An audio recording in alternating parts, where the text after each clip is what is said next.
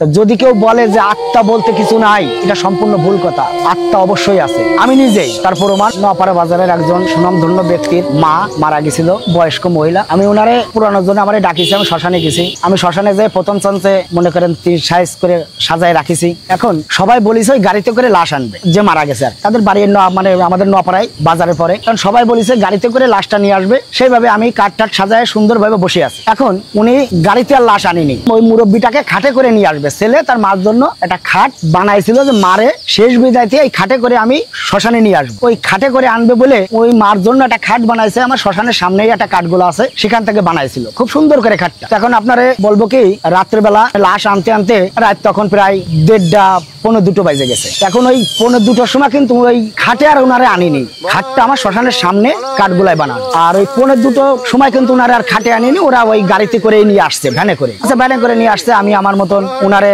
নিয়ে গেছি, স্নান করাইছে, স্নান টান করাই শীতের পরে উঠাইছি। উঠে আমি কাঠ সব সুন্দরভাবে সাজায় গুজায় দিয়ে মুখে অগ্নি করে দিছি। এখন আগুন জ্বলে আর কাঠ শুধু উপর থেকে নিচে পড়ে। আস্তে আস্তে কাঠও আমার পড়ে যাচ্ছে। যত আগুন জ্বলতেছে তত আবার কাঠ বেশি পড়তেছে। এখন আমাদের ওই বাঁশ আছে, বাঁশ দিয়ে সুন্দর করে আর কি কাঠ উঠানোর জন্য আগুনের কাছে তো বেশি যায় দাঁড়ানো যায় না। শীতের আগুনের পরে কোনো আগুন পৃথিবীতে নেই। কোনো কায়দায় বাঁশ দিয়ে আমি কাঠগুলো উঠাই দিচ্ছি, আর ওই কাঠ একাল খালি পড়তেছে। খুব ধুমো হচ্ছে এবং গুল্লি হচ্ছে, খুব বাতাস। যাই হোক, আমি দুর্বল না সুবল, আমার ভগবানের নাম নিয়ে আমি ওই কাজগুলো করতেছি, সৎ কাজ করতে আইছি। আমি জানি যে আমি সৎ কাজ করতে আসছি, আমার ক্ষতি হবে না। যাক, আমার বাবা ভোলানাথের নামে আমি এই কাজগুলো বেশি করি। এখন ওই কাঠ উঠাইতে উঠাইতে উপরে যে কাঠগুলো ছিল প্রায় কাঠ কিন্তু পড়ে গেছে, পড়ে যে এক পর্যায়ে উনি কিন্তু আগলা হয়ে গেছে, কাঠ উপরে আর নাই, সরে গেছে। এখন যখন সরে গেছে আগুন তো নিচে, কাঠের উপরে তার আগুন। তখন এবার আমি কিন্তু ওই কাঠ আবার সুন্দর করে উঠে দিতে দিতে দিতে ওই কিছু কিছু দিচ্ছি, আর দূরে এসে দাঁড়াচ্ছি, আগুনের তাপে দাঁড়াতে পারতেছি না। এই করতে করতে মনে করেন যে 3 ঘন্টা 3.5 ঘন্টা আমার ওই সময় লেগে গেছে। উনারে পুরায় সুন্দরভাবে গুছাই গাছাই দিয়ে, শ্মশানে কোনো মানুষ নাই, আমি একা আর উনার আত্মীয় স্বজন যারা ছিল ওই পুরার আগেই, মানে কলস আমাদের মধ্যে আছে, কলস পুরার পরে কলসটা ভেঙে দিয়ে শীতে ঠান্ডা করে দিয়ে চলে আসতে। উনটা কিছু লোক চলে আসছিল, সিরেফ 2 জন ছিল, সেই 2 জন কলেজের জল আইনে শীতে ঠান্ডা করে দিয়ে উন্ডাও চলে আসছে। আমার কাছে ভালো মন্দ জিজ্ঞেস করে উন্ডাও চলে আসছে। এখন আমি লাস্টে গেটের তালা দেবো বলে আমি কিন্তু ওই গেটের কাছে গেট টাইনে দিয়ে কেবল দাঁড়াইছি। তখন আমার কাছে ছোট ছোট 2টো ছেলে আসছে। একটার বয়স সর্বোচ্চ গুলি 16-17, আর একটা বয়স সর্বোচ্চ গুলি 12-13। আমি কেবল তালা দেবো, এই সময় ওরা 2জন এসে হাজির হয়ে আমার বলতেছে, কাকা গেটে তালা দিয়েন না। আমি বলছি কেন? কাছে কাকা আমাকে একটা জিনিসের দরকার, আমরা বহুতক্ষণ সময় দাঁড়াই রয়েছি, আমার একটু দরকার। আমি কি দরকার? বলতেছে কাকা ওই যে কেবল যে কলসটা ভাঙিস, ওই কলসটা আমার খুব প্রয়োজন। আমি বললাম কলস দিয়ে তুই কি করবি, আর এই রাত্রে তুই এখানে কেন আইসিস? তখন মনে করেন রাত বাজে 4:30 বাজে, তখন আসছে। তো বলতেছে কি কলস আমার মা নিয়ে যাতে বলেছে। তো আমি বললাম কলস তুই নিয়ে যাবি যা, কিন্তু আমি তোর এনে দিতে পারবো না, তোর কিন্তু নিয়ে আসতে হবে। তো বলে হ্যাঁ কাকা আমরা নিয়ে আসতে পারবো। তো আমি বললাম যে তুই নিয়ে আসতে পারিস তা যা। এই বলে আমি ওই গেটের কাছে দাঁড়াই আছি। এখন ওরা কিন্তু 2 জনের একজন চলে গেছে কলস আনতে। শীতের কাছে শীতে লিবে দেওয়ার পরে যদি কেউ না থাকে, তাই কলস আনাটা, দড়ি বাঁধা কলসটা আনা খুব কষ্টের বিষয়, এটা সাহসের বিষয়। কারণ যখন চলে আসা হয়, কোনো মানুষ থাকে না, তখন ওখানে অনেক সমস্যা দেখা দেয়। ভয়, মনে করেন আপনি একটা জিনিস আনতেছেন, আজগবি একটা শব্দ হলো, কথা বললো যে কি করতে আসছিস, কেন নিতে আসছিস, আপনার সাথে জিজ্ঞেস করতেছে, কিন্তু চারিদিকে দেখতেছেন আপনি কেউ নেই, এরকম কথাও হয়। যাই হোক, ওরা কিন্তু ওই কলসটা নিয়ে চলে আসতেছে। চলে আসলে আমার গেটের কাছে এসে গেছে, কাকা কলস আমি নিছি। তাহলে যা।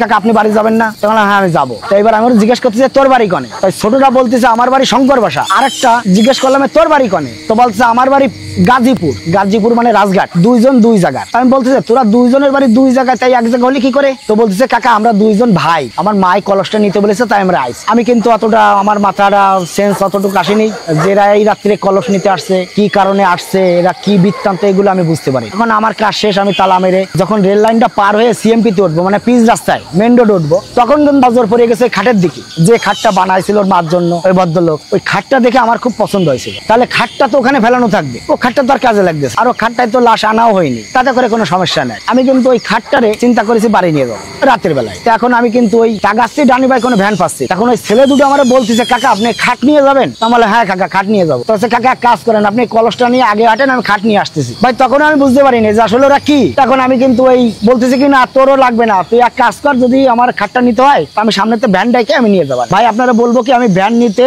আসতেছি, আমি ভ্যানওয়ালার সাথে কথা বলতেছি কয় টাকা দিতে হবে, আমি পালপাড়ায় যাবো, নোয়াপাড়ায় পালপাড়ায় যাবো, কয় টাকা দিতে হবে, আমার একটা খাট যাবে। এই বলে পিছনের দিক টাকা দেখি কি আমার খাট আসতেছে। ওই রাত্রেবেলা খাট মনে হচ্ছে উড়ে আসতেছে, চলে আসতেছে। খানিকের উপর তাকায় দেখি কি দুইজন মাথার পরে খাট হাইটে চলে আসছে। আচ্ছা বেশ ভালো কথা, হাইটে আসছে। আমি তাকায় ওই দেখে কিন্তু আমি অবাক হয়ে গেলাম যে কি ব্যাপার, খাট ওরা ছোট মানুষ কিভাবে নিয়ে আসতেছে। আনার সঙ্গে সঙ্গে আমি ওকে নিজে হাতে, ওরা দুইজনে এক পাশে খাট ধরলো, আমি এক পাশে খাটটা ধরে নামালাম রাস্তার পরে। নামায় একটা ভ্যান পালাম, ভ্যানারে বললাম যে ভাই আমার এই খাটটা অমুক জায়গায় নিয়ে যাবো, তো দিয়ে আসেন। ভ্যানে উঠালাম, ওরা দুইজন সাথে আমি আর ভ্যানালা, তিনজনে খাটটা উঠালাম। উঠে এবার আমার বলতেছে ওই ছেলে দুটো যে কাকা আপনার বাড়ি পর্যন্ত আসি। বললাম না বাবা তোর বাড়ি পর্যন্ত আসতে হবে না, 20 টাকা নেই, তোরা চা খাস কেন? না কাকা টাকা দেওয়া লাগবে না, আপনি আমার উপকার করেছেন কি যে কলসটা নিলাম, এটা আমার উপকার হয়েছে।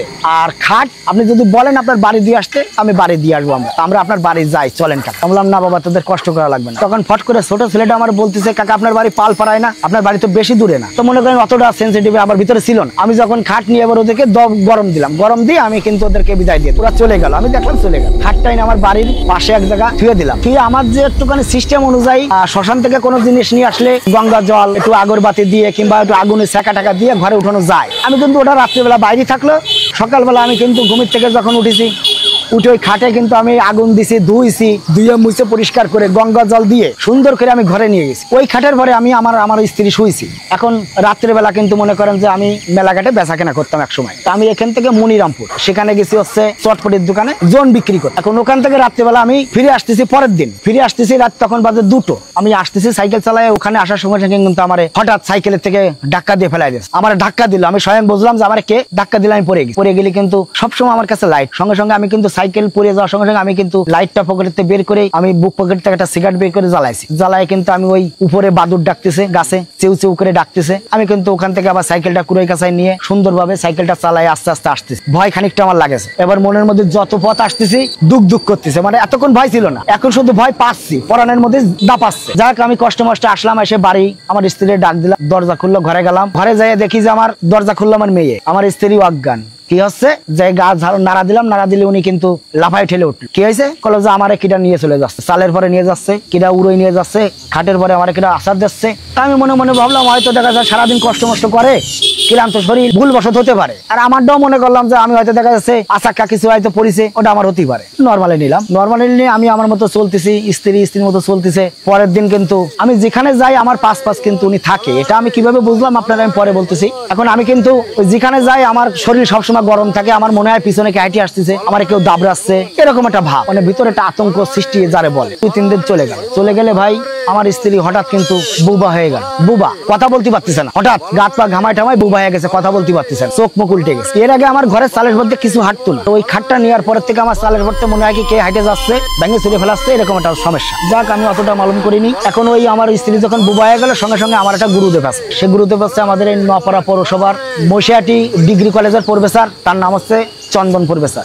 চন্দন স্যার বললে সবাই তাকে চেনে। উনি একটু মার সাধনা করে, মার পূজা আশ্রা করে। তা উনার কাছে গেলাম, যাই আমি যখন ওনার বাড়ি মনে করেন অন্তত 50-55 জন লোক হয়েছে। এখন আমি কিন্তু ওই সবার আগে গেছি, যাই ওই মন্দিরের সামনে আমি সুন্দর করে আপনার পাটি বিছাইছি, সবকিছু করেছি, করে টেরে লোকজন গেছে, তাদের বসতে দিচ্ছি, আপ্যায়ন করেছি আমি সবার পিছনে। আমার ওই গুরুদেব উনি ওই মার পুজো দেওয়ার পরে বেরোয় এসে উনি বারবার আমার দিকে তাকাচ্ছে আর চোখ মোটা করতেছে, আর আমার শরীরের থেকে ভাই শুধু ঘাম বেরোচ্ছে। এমত অবস্থায় 20-22 জন লোক থাকতে লোকজনকে বললো আপনারা সবাই সরে যান। সবাই সরে গেল, ভয় পালো, সবাই সরে গেলে এবার আমার দিক তাকাচ্ছে। উনি আমার কাছে আসলো না, দূর থেকে দাঁড়ায় কাছে, তুই জায়গা দাঁড়া। আমি দাঁড়ালাম। উনি আমাকে জিজ্ঞেস করতেছে তুই কি শ্মশানে থেকে খাট আনিছিস? তাহলে খাট আনিছি আমি রাত্রে 3টে-4টে। উনি তো বাড়ি, তাহলে কি করে জানলো? যখনই আমার কাছে বলিস তুই খাট আনিছিস, তখনই আমি বললাম হ্যাঁ আমি খাট আনিছি দাদা। তা খাট আনিছিস আইনে ঘরে উঠেছিস কেন? খাটের বারে শুয়েছিস তো তোর চালের মধ্যে দৌড়ি করিনি? হ্যাঁ দাদা করেছে। বলো অমুক জায়গা তুই পড়ে গেছিলি? আমি বললাম হ্যাঁ দাদা পড়ে গেছি। আমি সব বলতেছি।